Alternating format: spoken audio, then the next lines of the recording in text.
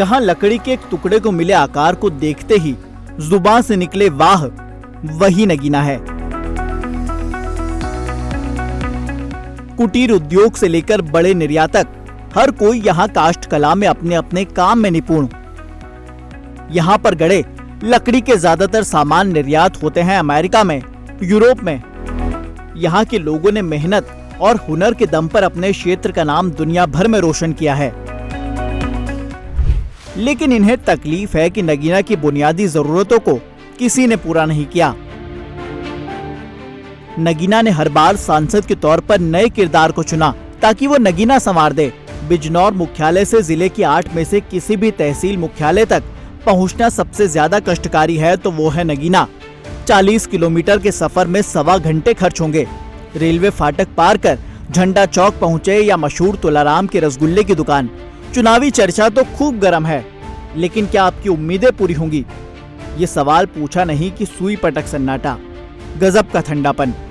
उद्यमी सरफराज अंसारी कहते हैं कि नगीना के नाम से लोकसभा क्षेत्र का गठन हुए भी 15 साल बीत गए।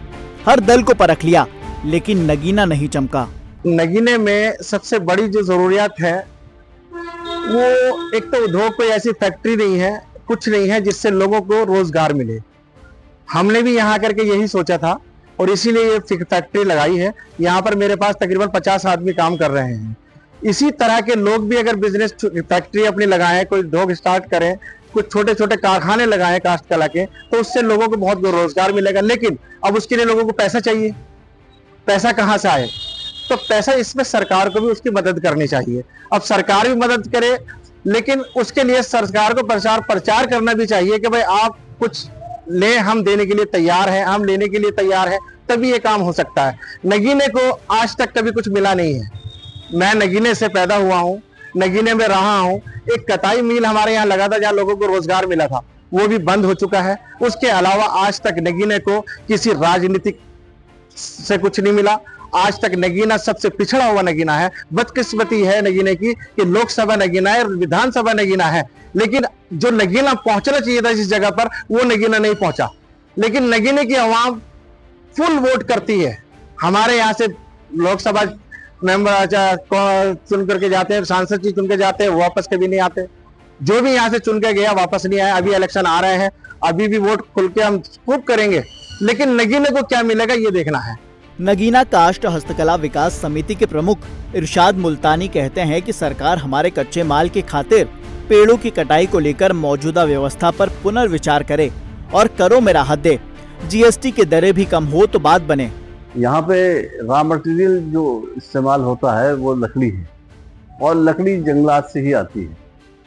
तो इसमें एक ज़रूरी गुजारिश ये है कि सरकार से जो लकड़ी हम वन निगम से परचेज करते हैं वो थोड़ा सा उसके जो टैक्सेस हैं वो किसी तरह से कम हो जाएं। तो क्योंकि हमारा मुकाबला इंटरनेशनल लेवल पर है, चाइना, सिंगापुर, ताइवान वगैरह, तो दूसरे ममालिक उनके यहाँ टैक्सेस की बहुत छूट है। लेकिन वो हमारी गुजारिश ये है कि और ज़्यादा ना हो। वैसे टैक्स के ऊपर इसमें भी छूट है, लेकिन अगर हमें परचेजिंग के मौके पर ही छूट मिल जाए तो वो ज़्यादा अच्छी बात है। ये सब टैक्स रिटर्न हो जाते हैं, लेकिन एक्सपोर्टर्स को होते हैं। परचेजिंग हम करके ला रहे हैं, टैक्स हम पे कर रहे हैं, प्रोसीजर से हम गुजर रहे हैं, रिटर्न वहाँ हो गए, वो कोई बात नहीं है, वो भी एक अच्छी बात है। लेकिन पहले ये डायरेक्ट रिटर्न हो जाता था। तो रॉ मटेरियल हमारा क्योंकि वुड है और वो लकड़ी जंगलात के बगैर हम नहीं खरीद सकते, और नगीना के काम की बहुत क्वालिटी है। वैसे तो हमारी सरकार तवज्जो दे रही है कि नगीना में वुड सीजनिंग प्लांट और कॉमन फैसिलिटी सेंटर भी के लिए 10 करोड़ रुपया सैंक्शन हुआ है नगीना के लिए। तो हम आभारी हैं अपनी सरकार के, अपने प्रधानमंत्री और मुख्यमंत्री महोदय के, लेकिन और तवज्जो की जरूरत है। मुस्लिम दलित बहुल आरक्षित इस लोकसभा में 5 विधानसभाएं हैं। नगीना, नजीबाबाद, नहटौर, धामपुर और नूरपुर। इनमें नगीना और नूरपुर पर सपा काबिज है, जबकि शेष 3 पर भाजपा के विधायक हैं। नहटौर से 3 बार के विधायक ओम कुमार को भाजपा ने इस बार अपना उम्मीदवार बनाया है। सपा ने न्यायिक सेवा में रहे मनोज कुमार, जबकि बसपा ने वर्तमान सांसद गिरीश चंद्र को इस बार बुलंदशहर भेजकर अधिवक्ता सुरेंद्र पाल सिंह पर भरोसा जताया है। आसपा के चंद्रशेखर ने तो इस बार नगीना की राजनीतिक लड़ाई को और रोचक बना दिया। दलित राजनीति के सहारे पश्चिमी उत्तर प्रदेश में बड़ा नाम बने और विपक्षी खेमे के चहेते भी, लेकिन चुनावी मौके पर अखिलेश से लेकर राहुल, प्रियंका, जयंत सभी ने अकेला निर्दलीय चुनाव लड़ने को छोड़ दिया। पिछले ही दिनों चंद्रशेखर को मिली वाई कैटेगरी की सुरक्षा पर भी खूब चर्चा हो रही है। चुनावी अंकगणित की बात करें तो इस लोकसभा क्षेत्र में 40% से ज्यादा मुस्लिम मतदाता हैं। दूसरे नंबर पर 1/3 वंचित समाज और फिर तीसरे नंबर पर ठाकुर प्रभावी हैं। भाजपा इस चुनाव को घरवाला बनाम बाहरी बनाना चाहती है। नगीना लोकसभा क्षेत्र की आर्थिकी का मुख्य आधार यहाँ की चीनी मिलें, यहाँ की काष्ठ कला प्रमुख है। इसके अलावा कुटीर उद्योग, छोटे मोटे व्यापार और खास करके 2 विधानसभाओं में कृषि भी मायने रखती है। ऐसे में 19 तारीख को ऊंट किस करवट बैठेगा, किसको जनता चुनेगी, आइए हम और आप चलते हैं जनता के बीच और उन्हीं से जानते हैं उनके मुद्दे।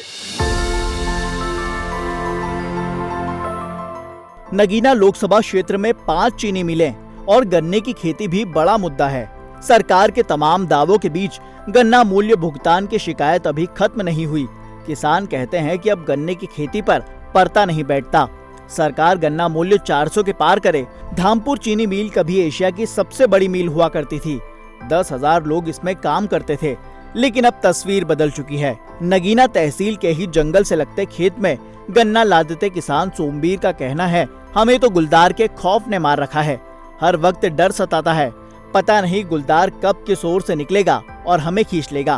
तो उधर व्यापारिक नगरी धामपुर के नेताजी सुभाष चौक स्थित व्यापारी सतवंत सिंह सलूजा कहते हैं, देखिए हमारे लिए तो मोदी का चेहरा ही सबसे अहम है। हम सब व्यापारी हैं, व्यापार करते हैं और उसी नजरअंदाज से इस समय जो है व्यापारी थोड़ा सुरक्षा भावना अपना महसूस कर रहा है। पहले जो है व्यापारी को थोड़ी दिक्कत आती थी, सुरक्षा के मामले में लोग खसोट होती थी, लेकिन इस समय जो है वो सुरक्षा भावना ठीक है। व्यापारी अपना व्यापार करता है, कहीं से बाहर आना जाना होता है तो उसमें आने जाने में रात के 12 बजे भी वो जो है यदि दिल्ली, मेरठ, सहारनपुर, गाजियाबाद जाता है अपने व्यापार के सिलसिले में तो उसे रात को 2 बजे आने में भी जो है रोड पर कोई परेशानी महसूस नहीं होती है। भगत सिंह मार्केट के बीच मिष्ठान भंडार संचालक कमलकांत गुप्ता कानून व्यवस्था में सुधार को बड़ा कारण मानते हैं, जिन्होंने समाज में बदलाव लाया है। सबसे पहला मुद्दा सुरक्षा, स्वच्छ प्रशासन और एक वो भावना जिससे आदमी निडर होकर आज घूम रहा है। तो उस समाज के अनुसार, उस व्यवस्था के अनुसार मोदी और योगी अच्छे व्यक्ति हैं, उन्हीं के नाम पर वोट दिया जाएगा। व्यक्ति कोई भी है, व्यक्ति से उतना वो नहीं है जितना विशेषकर मोदी जी और योगी जी के।